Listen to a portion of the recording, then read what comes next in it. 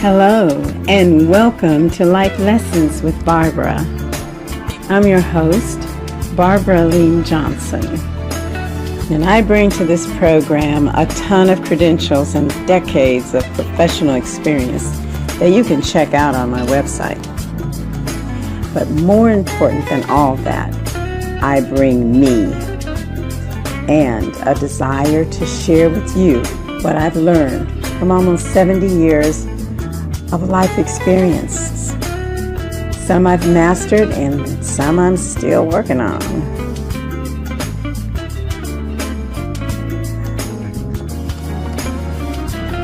Allow me to be your master life coach for the hour. And while you think about it, sit back and enjoy the fabulous Lois Lady Mac McMorris, lead guitarist extraordinaire. Go girl. Listen as she plays her signature piece, After the Rain.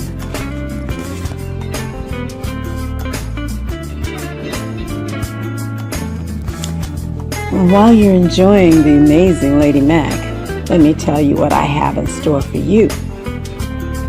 This show, Life Lessons with Barbara, will be all about life, the good, the bad, and the ugly, and how to get the best out of whatever it deals you.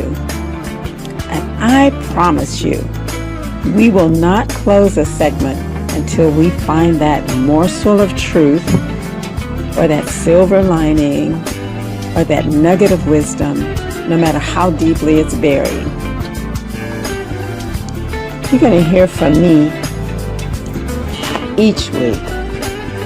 But from time to time, I will interview some pretty incredible people who have their own stories and victories to share. Life Lessons with Barbara is supported visually by my transformational life coaching and consulting company, BEJ Associates. To see what you've been listening to, or to find out how to buy your own copy of Lady Mac's After the Rain, or to find out more about the company, go online to BEJ-Associates.com. In the meantime, stay tuned, and thank you for spending this time with me.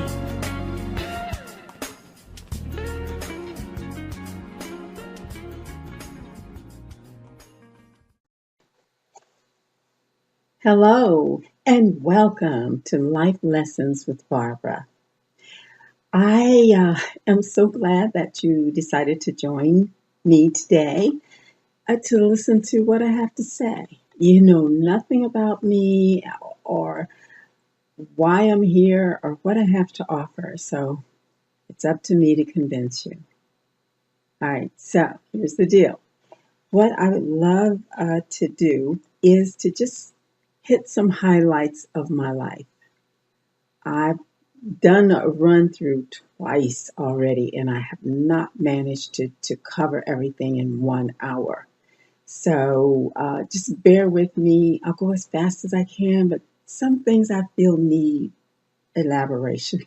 Oh, okay, so here we go. My name is Barbara Elleen Johnson.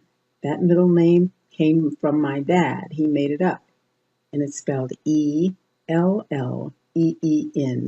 And thank God for that, because Barbara Johnson by itself is really, really common.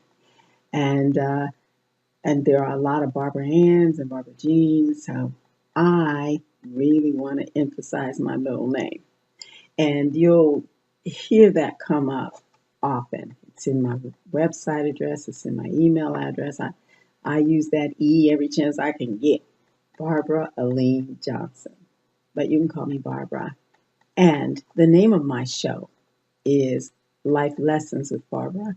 And I am doing my first show. So bear with me. I'm probably not going to be, as articulate and all of that as maybe some of the other radio hosts, but I'll get better. And that I can promise you. So anyway, so you'll know who I am. I am a master life coach, and I say that because The certification I have required that I have a master's degree in counseling. So you can't get more specific than that. Master life coach. And I also do consulting. The name of my business is BEJ. There you go, there's that E. BEJ and Associates. And if you keep tuning in to my show, you'll meet some of my associates. I'm looking forward to introducing them to you. They're awesome, great, wonderful people. Our thing is to think outside the box in identifying and coming up with solutions to problems that people have individually or within their organization. So that's what we're about. That's what I'm about. And I'm going to share with you some of the lessons I've learned along the way. So here we go. Tell you a little bit about me. I am 69 years old. I'm almost 70. I'll be 70 in July. So I have a lot of life experience to share with you. So that's why I'm sharing my age, because I want to get some cred here on my new radio program. I also want to, yeah, okay. I also want you to bear with me because I had to write notes. I had to take notes so that I don't go on and on and on. The first time I attempted to tell my life story succinctly, it took me 4 hours. So lucky for you, I'm going to try to condense it down a lot so that you don't get bored and lose interest. But I do think it's important for you to know who I am and what I've experienced, and so that you'll come and share, that maybe you'll go to my website and share with me some of the things that you've been through, or ask me questions, or anything related to what you hear here or see here. So here we go.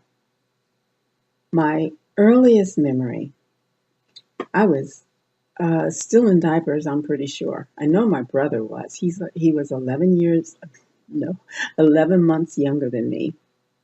And I remember very distinctly looking up and through the screen door at my dad, who was begging my mom to let him in.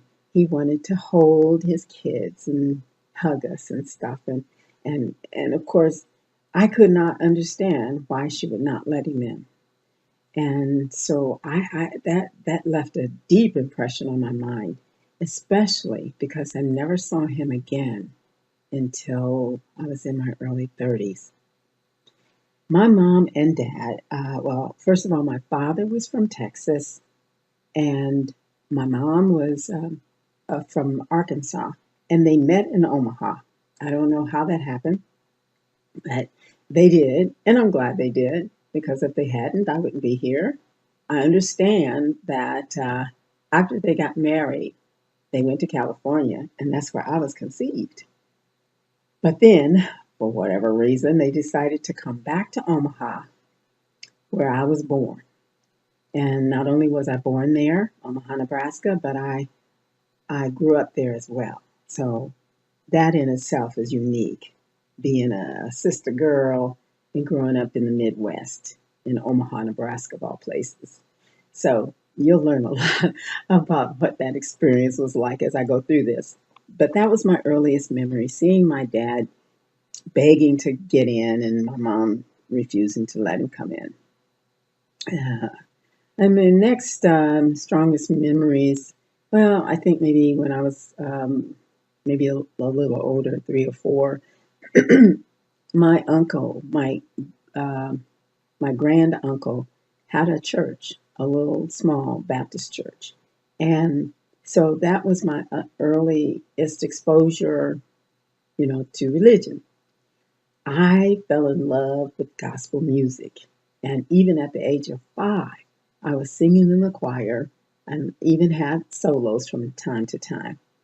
And singing just became a deep passion of mine. So that was one of my memories of, after the first one. And I remember when after church we'd come home and we'd be, me and my brother, we'd be imitating the preacher. Yeah, and all the yelling and all that stuff that we heard. And so we'd imitate that and sing and all that. So, I fell in love with church, well, at least the singing part. When I got to be about 5 years old, I realized that my brother was not normal. He was different. He was handicapped. He had a physical deformity and he was mentally handicapped as well. He was not able to talk. But what I knew, because we were close, is that he had a heart, an unconditional love for me and for everybody. And it's something you don't see every day, that he had that capacity, and you could feel it, and I feel it to this day. So, but the downside of that is that the kids in the neighborhood picked at him and teased him and even spit on him and threw dirt on him. And I was forever out there fighting. I was rough and tumble. I was not afraid of anybody. And I would be so furious that they were picking on my brother like that I would just about lose it. And I fought and I fought until finally everybody realized that, they needed to leave me alone. So I established a reputation in my neighborhood when I was early on, and I guess that set me on the course of being a straight up tomboy. But anyway, another memory from age 5. Of course, I start school. Right, I go to school.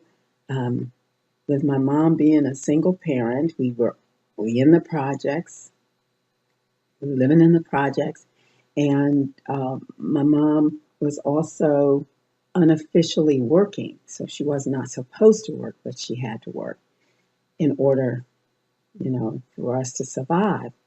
And she had to leave work. She had to leave for work. She had to be there at 6 o'clock in the morning. So what that meant was that I had to get myself ready. She may lay out some things for me or whatever, but I was in charge of trying to get the hair together because she would comb it the night before, but it was a mess when I woke up. And I say all that to say that my first few years in school was a little bit tough. I would go busted. I would look a mess, and I'd go to school with a whole lot of resentment because I didn't want to be there. And so the kids would pick on me and make fun of me and stuff. So there I was fighting at school too. And I never could argue. I couldn't, your mama this, your mama that, what they call playing the dozens back then. I don't know if they still do it now. But I couldn't verbalize anything, especially when I got angry being picked on. So I would just, I was probably usually the first one to throw the first punch. And I stayed in trouble.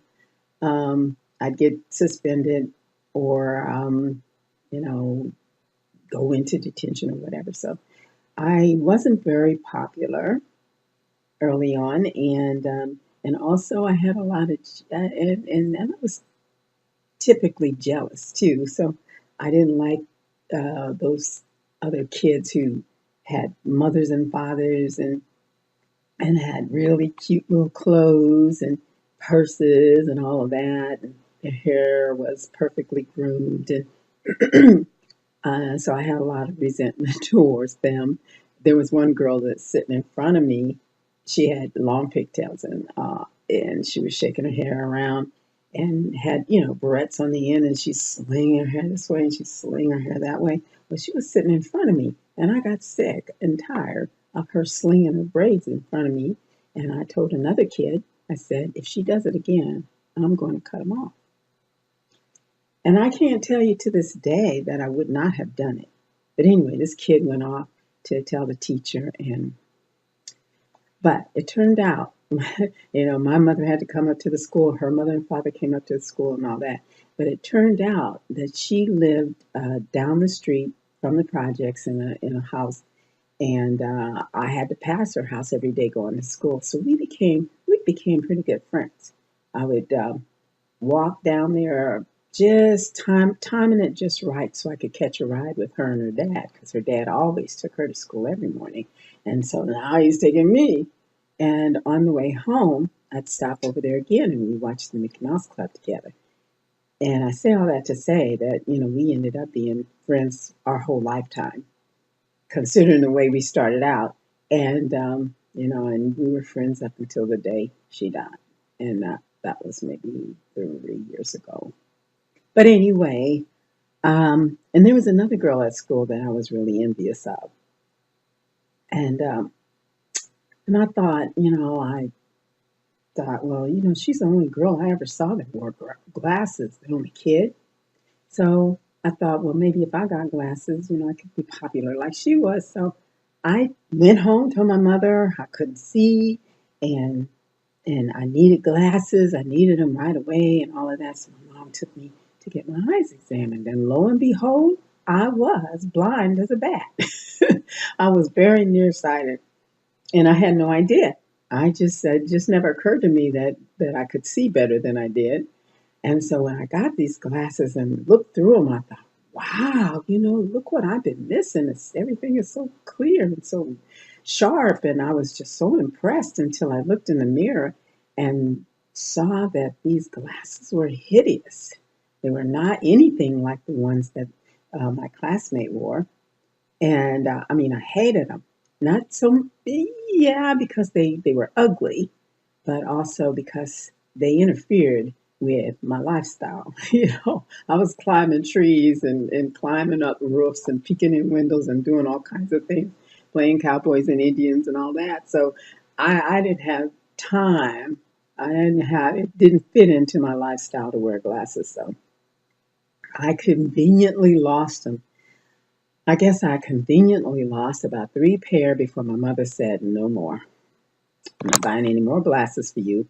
You keep throwing them away. And I didn't have a problem with that because I had decided I'd rather be blind than to wear those ugly, hideous glasses and have them interfere with what I had to do. So I went through most of my early learning years without really being able to see the board or what was going on in class and all of that.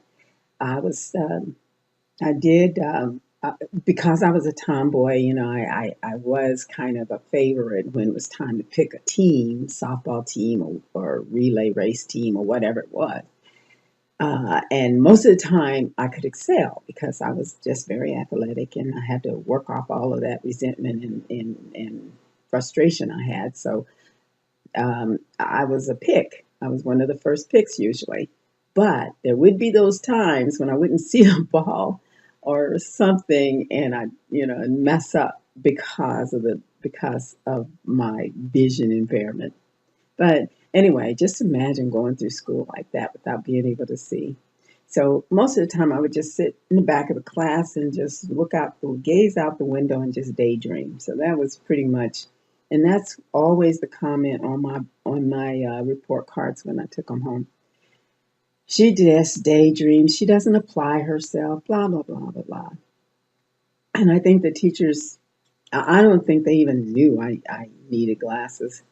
And and and that was okay with me. I wasn't interested in what they were talking about anyway.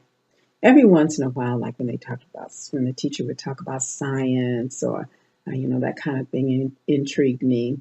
Was really not interested in history. Only mildly interested in English. Um, School just didn't do it for me. And plus, having issues with my classmates didn't help either. So, to make a long story short, nah, I'm not going to make a long story short. I try, and it just is not going to work. But early childhood, I, it was okay because a few things. But first off, in the neighborhood, after I was winning all the fights and everything, I I got some cred and some respect in my neighborhood. So I became a leader, and it was almost, I mean, I could almost dictate, what game or what we were going to play each day. And I have to say that a lot of the kids that I interacted with were a little bit younger than me, but I called all the shots. I'd say, today we're going to play store, or today we're going to play school, or whatever. But there was this one day I said, today we're going to play hairdresser. And, I used to watch my mother use these clippers on my brother's hair. So I got those clippers, and I kind of ran them across my hand and all that uh, to see how well they cut, or, what that felt like. And it didn't seem like it was doing anything. So I just started, cutting and cutting my the kids' hair in the neighborhood. I got in big trouble because their parents went to comb their hair, including mine. I didn't leave myself out. Big globs of hair would come out because I had done that. That's the kind of kid I was. Got in big trouble for that. Got one of the worst beatings. Back then, parents didn't have any qualms about whooping your butt. And I got plenty of butt whippings because I was always into something. Uh, but to offset some of that, my mom was trying her darndest to find a way to socialize me and to, and kind of rein me in. So she put me in a brownie troop. And then she was, like a volunteer. And so she helped the brownie troop leader. And so she could keep an eye on me, I guess. And that was good. Of course, we sold cookies. We learned a lot of things. We went to Camp Brewster every summer. And all those things helped me to be more social and to make friends, and, with kids at school and all of that. So I stayed in the Brownies and then graduated to Girl Scouts. So all of that was good. And all along the way, there was opportunities to, to participate in plays and stuff. So, all the time I would get a part because I was such a ham. And, and yeah. So childhood wasn't all that bad. But around the age of 9, my little brother, now remember, we were on welfare. My mom couldn't afford for anybody to watch him, and there was no school for him to go to or any daycare that would take him. And so he was left at home when she went to work and I was at school. And for the most part, mom protected things or protected him or made sure that there was not too much he could get into while we were gone. But this one day, he had burned himself really bad on the stove. So, and apparently a lot of things had been happening like that. And so my mom finally had to concede that he needed to be institutionalized. And that was pretty devastating for me. Even though I had all this resentment about protecting him in the neighborhood and having kids tease him and the fact that he wasn't normal, boy, that ticked me off. But I loved him. I loved him so much. And to know that he was going to be gone really had an impact on me. And then also watching my mom, kind of, I watched that Greyhound bus go down the street, and there went my mom and my brother.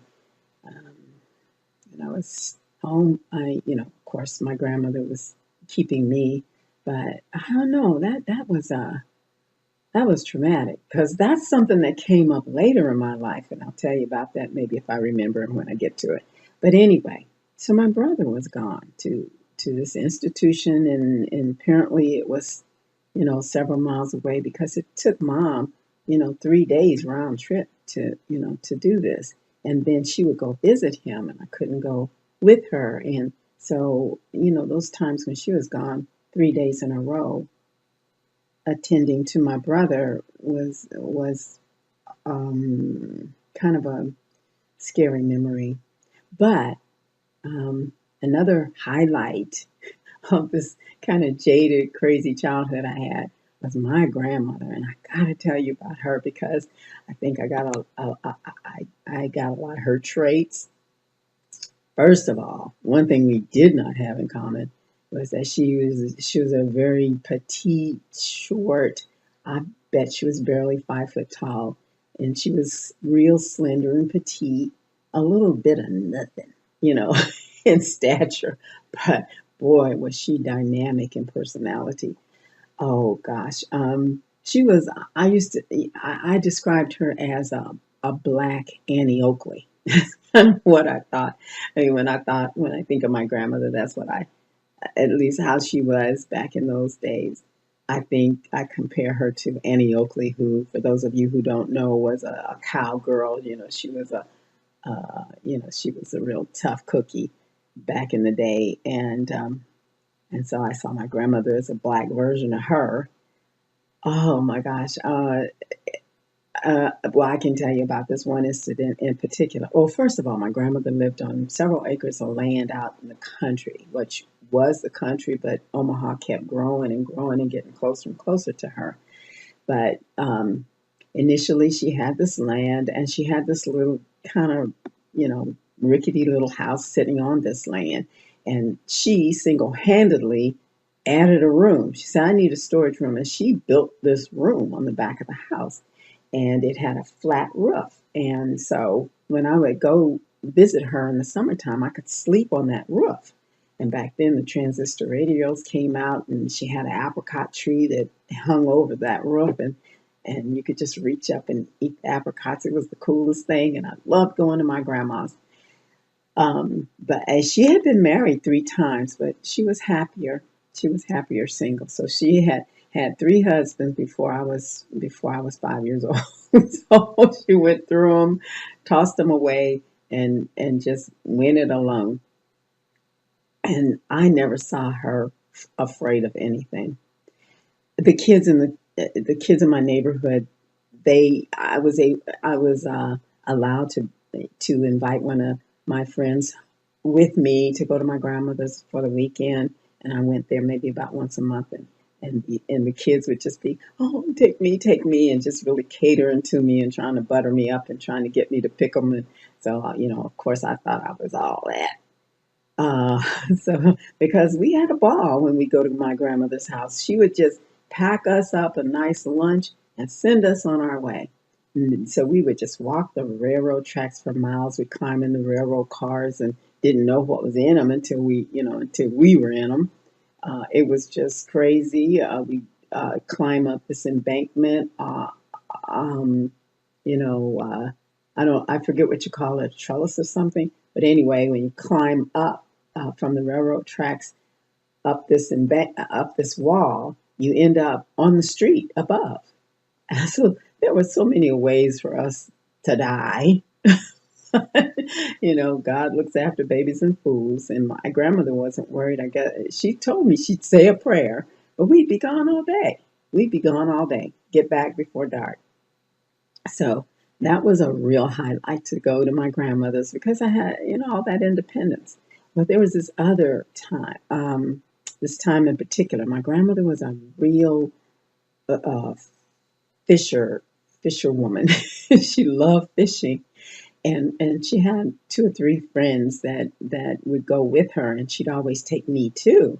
Uh, and they didn't just go uh, a few miles away. We went all the way. I think it was to North Dakota or South Dakota or whatever. But it was long, long, long drives. My grandmother she was a driving sister. But these friends of hers, they would dip snuff, and I couldn't stand the smell. So the whole time I had my head hanging out the window. But I entertained myself and got on their nerves by reading every billboard sign I saw. So back in the day, there was all these advertisements along the road. And so it was fun to go with grandma. And she let me drive the car once we got to where we were going. So I guess I was around 9 or so or 8 or so. I don't remember. But And there was this one particular time we were going on this trip, and these white guys in a car just kept running up behind us and ramming the car, and it scared me. Oh my God, I was scared to death. And we were already taught to watch out for white folks, and here these guys were ramming the back of the car. And so my grandmother said, "Oh, don't worry about them. They're stupid. Ignore them." And then this one time, though, they hit it really hard and kind of knocked us off the road. And so my grandmother just stopped the car. She got out. She opened the trunk of the car and pulled out what must have been a 12 gauge shotgun. I mean, it was a serious piece of armory. And she pointed that gun at those guys.